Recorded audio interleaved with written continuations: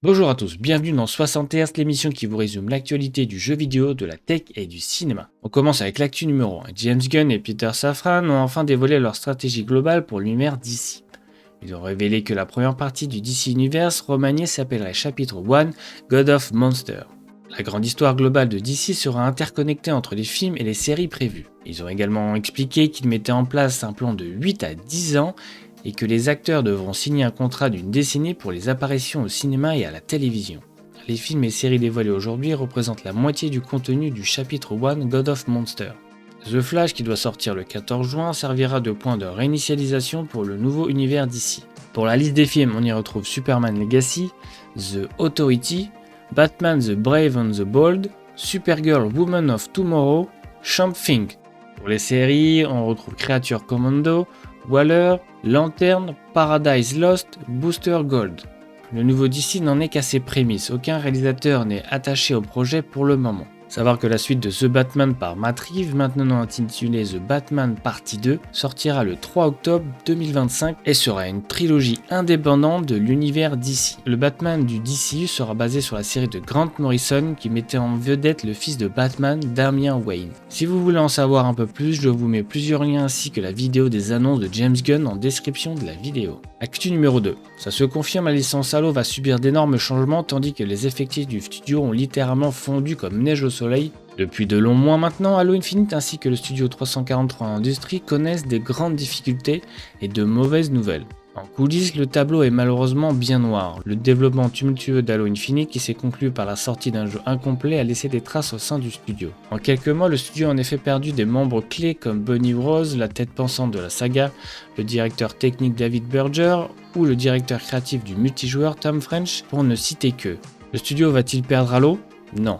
Mais ils vont abandonner le moteur du jeu Split and Spice Engine, basé en grande partie sur un vieux code datant des années 2000 au profil d'Unreal Engine 5. Cependant, un nouveau jeu Halo serait bien en développement et aurait pour nom de code Tatanka, un projet qui a apparemment commencé comme un Battle Royale mais qui pourrait évoluer dans des directions différentes. Actu numéro 3, la nouvelle map pour la saison 2 de Warzone arrive le 15 février prochain. On avait tous des bruits de couloir quant à son arrivée, mais c'est maintenant officiel. L'île de la Chica sera disponible pour le mode Battle Royale et DNZ. Cette dernière sera plus petite qu'Al-Mazrah afin d'offrir une action plus condensée. En plus de cette carte, le mode tant attendu Résurgence apprécié des joueurs du premier Warzone sera disponible. Après leur mort, chaque joueur pourra réapparaître si le coéquipier survive pendant un compte à rebours d'une durée de 25 secondes. Il augmentera à chaque mort, rendant la survie de l'équipe plus difficile. Petit rappel pour le changement de la saison 1 qui devrait faire plaisir à beaucoup de monde. Les développeurs de Warzone 2 ont décidé de modifier le goulag qui va passer du format 2v2 à 1v1 à l'image du premier Warzone. Autre changement important de la saison 2, il s'agit du retour du loot des adversaires qui tombent directement au sol. Les développeurs ont également décidé de supprimer les sacs à dos moyens et grands du jeu, et par conséquent chaque joueur aura le même sac à dos pendant toute la durée d'une partie. Il y a maintenant plus d'argent en loot et les prix ont été équilibrés. Les joueurs pourront enfin modifier leur propre atout. Activision annonce que cette fonctionnalité sera lancée avec un nombre légèrement réduit d'atouts disponibles. Il y aura aussi des nouvelles armes et un rééquilibrage des armes actuelles, on pense à la RPK ou à la Fennec particulièrement. Actu numéro 4. Matter est le nouveau protocole pour la gestion des appareils connectés de la maison. Il a été officiellement lancé le 3 novembre 2022 et on commence à le voir arriver petit à petit. Le projet Matter est parti d'un constat. Les objets connectés de la maison utilisent des protocoles différents qui cohabitent mais communiquent difficilement. Les fabricants se sont regroupés au sein de la CSA Community Standard Alliance comme Apple, Google, Amazon ou Samsung pour ne citer que. La volonté est de mettre au point un protocole de communication commun, avec pour objectif une interopérabilité totale du plus sécurisé, moins gourmand en énergie, plus facile à installer et à utiliser. À ce jour, environ 200 produits sont déjà certifiés ou dans l'obtention de l'obtenir.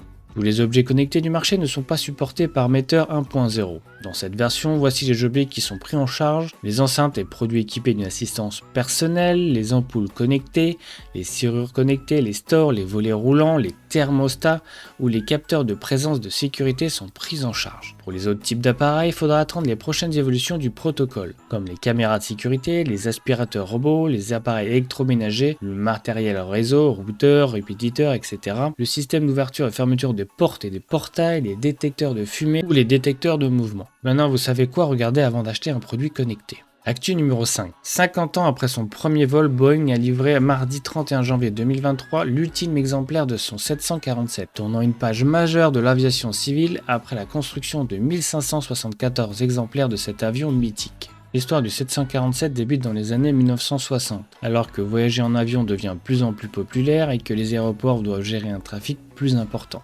Incité par la compagnie Pan Am, Boeing décide de construire un appareil pouvant transporter bien plus de passagers. Ses ingénieurs imaginent dans un premier temps superposer 2 fuselages, mais s'inquiètent pour les passagers les plus hauts en cas d'évacuation. Au lieu de faire l'avion le plus haut, ils le feront plus large, explique Michael Lombardi, historien de Boeing. Surnommé Reine des cieux ou Jumbo Jet, le 747 sera le premier avion avec 2 couloirs. L'appareil est équipé de 4 réacteurs. Il a été aussi conçu pour transporter du fret. Pour faciliter l'embarquement des grosses marchandises, il s'ouvre par l'avant. Le cockpit a donc été installé plus haut, avec derrière lui quelques sièges réservés aux privilégiés, créant cette bosse si reconnaissable. Le 747 restera le plus gros avion de transport de passagers sur le marché, jusqu'à l'arrivée dans les années 2000 de l'Airbus A380. Actu Express. Star Wars Jedi Survivor, qui était prévu pour le 7 mars 2023 sur PS5, Xbox Series X et PC, vient d'être repoussé au vendredi 28 avril 2023. Le Nothing Phone 2 est annoncé, avec le constructeur révélant que la sortie se fera dans le courant de 2023. Spotify a publié ses résultats financiers pour le 4e trimestre 2022 et révèle avoir désormais 205 millions d'abonnés payants. De ce fait, il devient le premier service de streaming musical à dépasser le cap des 200 millions pour des abonnements premium. Le développeur d'Apex Legends, Respawn Entertainment, a annoncé que la version mobile d'Apex serait fermée dans toutes les régions le 1er mai. Savoir aussi que EA arrête également le développement de son titre mobile Battlefield. On reste dans l'univers du mobile, Street Fighter Duel, le premier RPG de la licence de combat, arrive sur iOS et Android dès février 2023. Actu rétro, vous saviez que 2 films Astérix et Obélix sont sortis au même moment au cinéma, mais dans une temporalité différente. Comme vous le savez sûrement aujourd'hui, 1er février 2023, sort Astérix et Obélix, l'Empire du Milieu. Mais si on remonte le temps, au 30 janvier 2022 sortait le film d'Alain Chabat, Astérix et Obélix Mission Cléopâtre, qui a marqué toute une génération. J'aime pas trop beaucoup ça.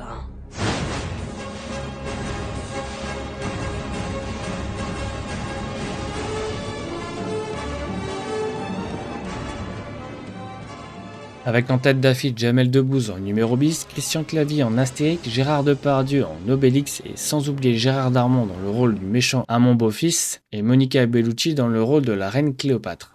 Astérix et Obélix Mission Cléopâtre est considéré comme une comédie culte. À l'époque, le film a été un énorme succès avec plus de 14 millions d'entrées, pour un budget d'environ 50 millions d'euros.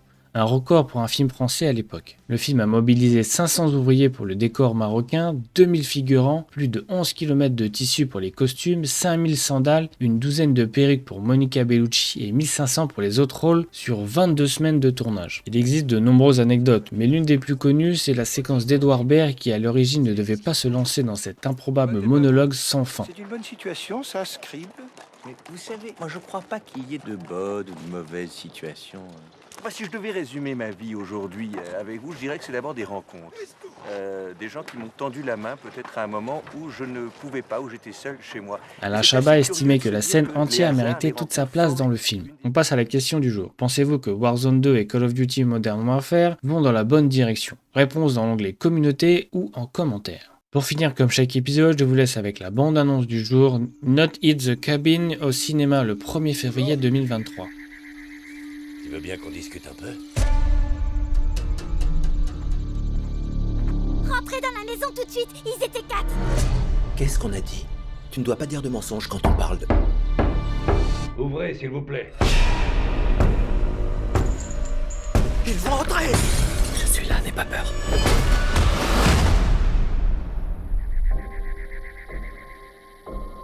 On ne vous veut pas de mal, mais vous devez rester ici, dans la maison, avec nous. Depuis toujours, des familles sont choisies pour prendre cette décision. Votre famille a pour mission d'accepter de sacrifier l'un de vous trois pour empêcher l'apocalypse. On ne va sacrifier personne. À chacun de vos refus, des centaines de milliers de personnes vont mourir. Ça y est, ça arrive vraiment. Ma chérie, ferme les yeux. Êtes-vous prêt à faire un choix? Il faut que vous arriviez à nous faire confiance. On est des gens normaux comme vous. Peu importe, aucun de nous deux ne croit ce que vous dites. Nous ne choisirons personne.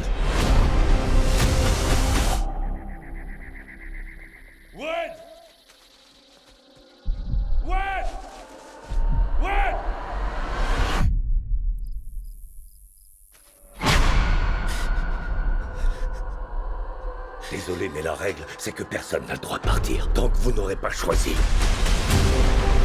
Tu crois vraiment que c'est une coïncidence? Je suis obligé d'y croire. Mon fils va mourir. Il s'appelle Charlie. En tant que mère, je vous en supplie. Vous seul pouvez arrêter ça. Andrew, j'ai vu quelque chose dans la lumière tout à l'heure. Je le ressens là.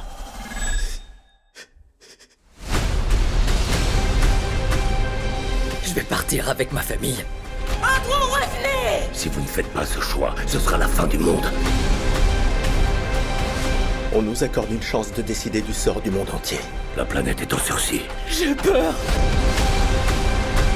Rien n'est aussi imparfait et parfait en ce monde que notre famille.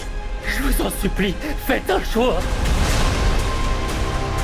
Toujours ensemble. Toujours ensemble. Je vous le demande une dernière fois. Vous devez choisir.